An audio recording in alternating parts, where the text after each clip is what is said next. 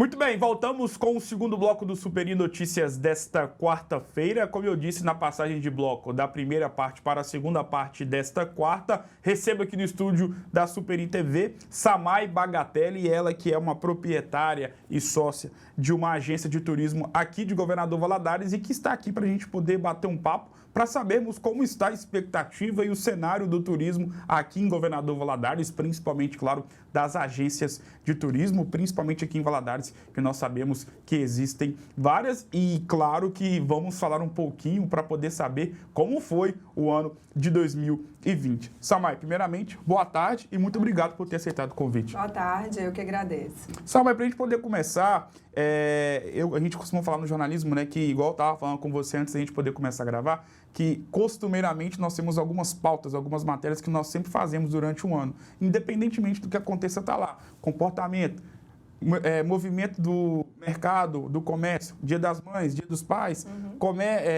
viagens, quais são os prováveis, os mais procurados destinos. E, inevitavelmente, eu tenho que te perguntar isso, porque o ano de 2020 ele foi muito atípico, não só para vocês, mas para todos nós. Como é que foi 2020 para as agências de turismo? Foi um ano que era muito promissor, que ele começou muito promissor por causa da quantidade de feriados emendados que a gente teve em 2020. Mas a gente entrou numa pandemia no Brasil em março.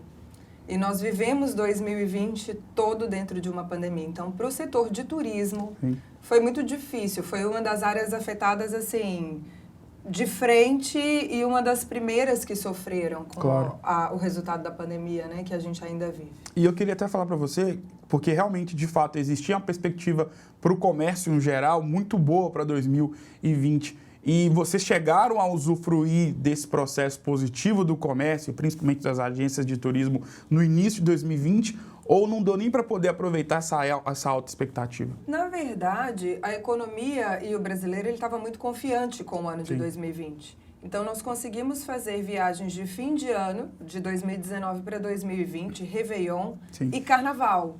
E aí, nós tivemos um início de ano muito bom, até início de março. E aí, depois disso, infelizmente, acabou. E como é que foi? Porque a gente sempre fica na curiosidade, principalmente para você que está na linha de frente no sentido de ser uma proprietária, de estar ali e que tem que estar movimentando e estar atento a tudo. Como é que é para você, uma proprietária de uma área, de uma agência de turismo, num ano onde as viagens ficaram praticamente extirpadas durante boa parte? Ali, a partir de setembro, outubro, as pessoas relaxaram um pouco mais. Mas como é que você fez? Como é que foi todo esse processo? A gente não estava esperando, né? Foi uma coisa que pegou todo mundo de surpresa e todo o mercado de surpresa. Mas a gente, num primeiro momento, a gente entrou em estado de choque mesmo, porque a gente não sabia o que ia acontecer, o que a pandemia ia trazer. Quando a pandemia começou em março, a gente achou que em junho, julho já estaria tudo resolvido e que as pessoas voltariam a viajar, que o mundo estaria aberto novamente. Mas e não foi isso que aconteceu. Então, eu como proprietária, eu me vi num cenário onde eu não estava faturando, eu tinha as despesas do meu trabalho, eu tinha funcionários e me vi num cenário onde eu não tinha expectativa mais de nada e do que ia acontecer. E as medidas do governo ajudaram muito, né? O governo federal, ele foi favorável ao comércio nesse sentido. E nós vivíamos mesmo um dia de cada vez. Não tinha como fazer previsão de futuro, não tinha como pensar no que ia acontecer. E até para a gente poder entrar na questão do empreendedorismo, para você que era uma proprietária, como é que foi lidar com isso? Porque imagino, e quero saber de você, você teve que trabalhar com alguma demissão, de alguma mãe de família, de algum pai de família. Como é que foi isso? A gente não demitiu. Além de tudo, nós somos empregadoras, mas nós somos também uma família, né? Ali na agência nós trabalhamos como família. E a demissão seria, assim, último caso, se a gente não conseguisse dar conta de tudo. Então, nós prezamos pelas funcionárias, pela família das funcionárias, que nós sabíamos que isso ia virar uma cascata financeira para elas depois também. Então, nós adotamos as medidas que o governo nos deu, que foram redução de carga horária e algumas suspensões de contratos de trabalho. Conseguimos respirar e hoje estamos ali seguindo em frente. Para você que é uma proprietária e está nessa área do empreendedorismo já há bastante tempo, imagino que você... Claro que crises chegam, vão embora, mas no cenário de 2020 ninguém nunca tinha visto. Não. Até para a questão do empreendedorismo, foi um ano que você serviu de lição para você? Foi um ano que eu achei que a minha empresa, que vai fazer 8 anos, não ia conseguir ir para frente. Sim. Em momentos eu achei que a agência ela findaria e que a gente não conseguiria mesmo levar e que a gente não sabia realmente o que ia acontecer. Várias vezes eu imaginei que a agência não fosse mais existir em 2021. Várias vezes. E para a gente poder entrar no 2021, para pegar um pouquinho do recorte de 2020, quando nós acabamos de falar aqui, as pessoas relaxaram um pouco mais, tivemos alguns feriados, aqueles de outubro, até mesmo no mês de setembro, principalmente os de novembro e dezembro, nem se fala como é que foi. E quais foram os destinos mais procurados de quem foi até vocês para poder fazer algum tipo de viagem? O turismo ele começou uma retomada nesse feriado de setembro, que foi o de 7 de setembro Sim. de 2020. Inclusive, eu viajei nesse feriado. E as pessoas elas ainda estavam com medo, mas estavam já começando a sair de casa porque ninguém aguentava Claro. mais a situação.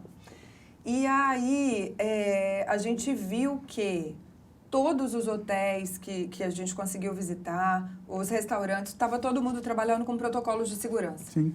E álcool gel, máscara, funcionários, então ele estava muito seguro viajar a partir de então. Então as pessoas começaram a procurar viagens para dentro do Brasil, viagens com seu próprio carro. Então a gente está num estado onde o sul da Bahia tem fácil acesso, o Verdade. Espírito Santo tem fácil acesso, e as pessoas começaram a viajar com seu próprio carro. E se sentiam seguras Claro. a partir do momento que eu chegava num hotel e o funcionário estava de máscara e me oferecia álcool gel e eu não tinha tanto contato com outras pessoas. Então, o feriado de setembro foi um pouco de experiência para ver o que ia acontecer. Outubro, o pessoal viajou mais. E aí, dezembro, férias de janeiro, o pessoal agora relaxou, mas sempre mantendo os protocolos de segurança. Claro.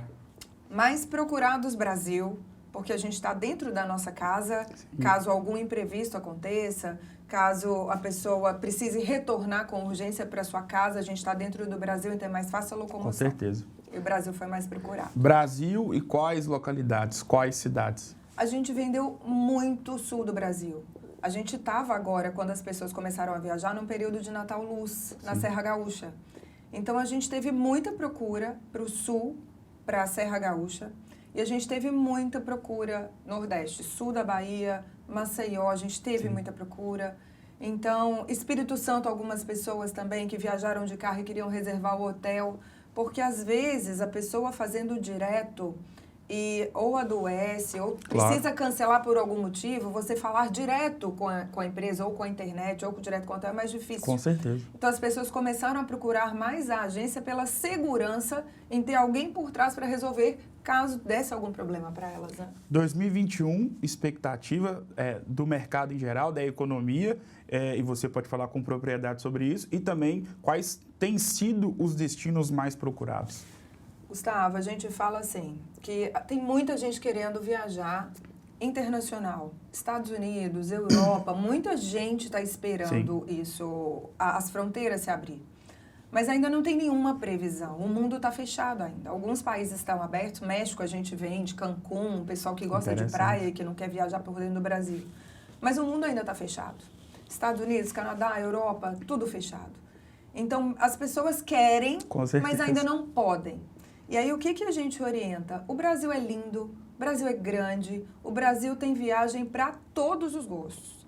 Tem gente que gosta do frio, o Brasil tem, montanha, o Brasil tem, praia, o Brasil tem. E é o nosso lar. Então, é o que a gente tem focado e divulgado. Porque, assim, a maioria dos países estão exigindo, às vezes, teste de Covid para quem é residente, quem é cidadão, que são as pessoas que estão podendo ir e vir, e a gente não tem ainda previsão de quando o mundo vai abrir. Então, às vezes, a pessoa quer fazer uma viagem para a Europa, por exemplo, em julho, a gente não tem previsão se ela vai conseguir fazer.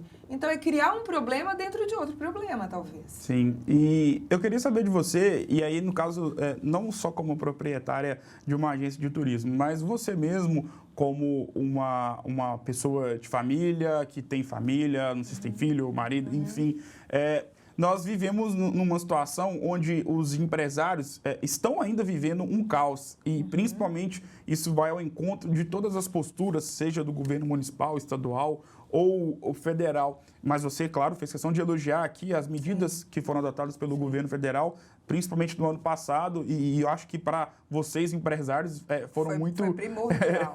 Foram de suma importância. Queria saber de você aí, com o seu CPF mesmo, pessoa física, como é que você vê tudo isso? Porque tudo que acontece na política interfere diretamente no empresário. Sim.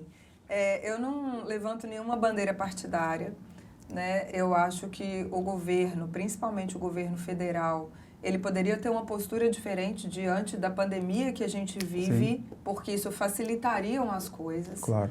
Mas na área empresarial, o que a gente pôde receber do governo em relação às medidas que eles adotaram, para a gente foi ótimo. Sim. Inclusive, o governo federal, ele protegeu o turismo no sentido de cancelamentos e remarcações, criando leis federais, porque nós somos prestadoras de serviço que vivemos de comissão do nosso trabalho. E nós nos vimos num cenário onde as pessoas queriam cancelar as viagens, queria a restituição do dinheiro de volta. Nossa. Então, assim, às vezes, a pessoa que pagou em 2019, o meu aluguel, eu paguei com aquela comissão que eu recebi, a minha funcionária foi paga pela venda que ela fez, e eu tinha que devolver aquilo que eu já não tinha mais.